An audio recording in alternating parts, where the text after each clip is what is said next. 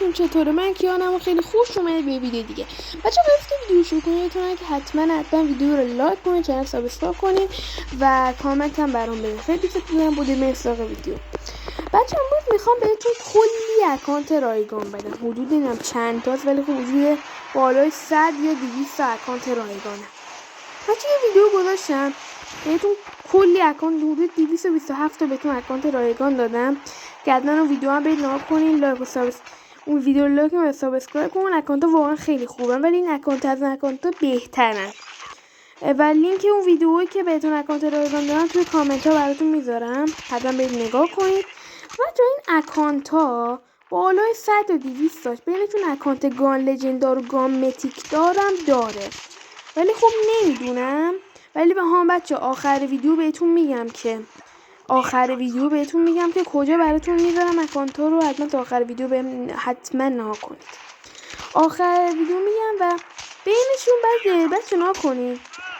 شما میخواین الان بگردید یه 2-3 تا نگردید اکانت بد بین این 2-3 تا پیدا کنید. 2-3 تا همش اکانت بد و برید تو کامنت ها برای من بگید که مثلا چیز اکانت خوب من پیدا نکردم و اینا. بچه حدود یه 100 تایی بگردید، 100 تا اکانت بگردید، نه اینجوری بکنید. من اینجوری نمیتونم بیام به شما چیز کنم که من حتما به خودتون این های بگردید. نمیتونید توی 3 تا اینو کلی اکانت خوب پیدا کنید و بینش 10-20 تا اکانت گان لژندار و گان متیک داره تضمینی میگم بینش.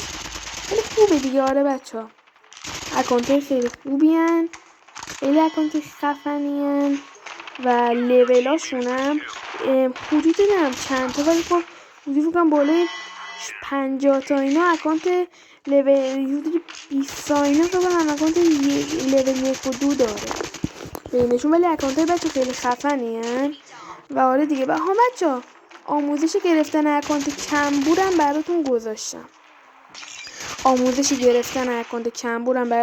لینک ویدیو توی کامنت ها براتون میذارم، حتما برید ببینید و اشغال کنید بچه ها دیگه. آره و برید ببینید و آره دیگه بچه ها.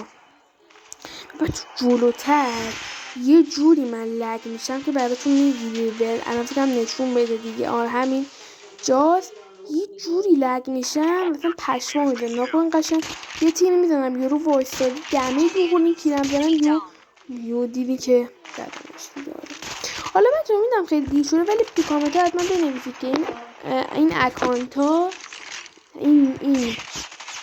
این اکانت ها اگه دیدید تو کامنت ها بنویسید که اکانت خوب و بد بینش هست یا نه. اگه دیدید که اکانت خوب و بد خودتون دیدید تعدادشو برام تو کامنت ها بنویسید که من بدونم. و آره دیگه بچه بریم سراغ بهتون میگم که آره دیگه کد میذارم. بچه این اکانت ها رو رمز جیمیلش رو توی کانال تلگرام براتون میذارم. یه 24 ساعت بعد اینکه ویدیو رو آپلود کنم تو کانال تلگرام براتون رمز جیمیل اکانت ها رو میذارم. و آره دیگه بچه ها میذارم روز 12 شب فردا براتون میذارم.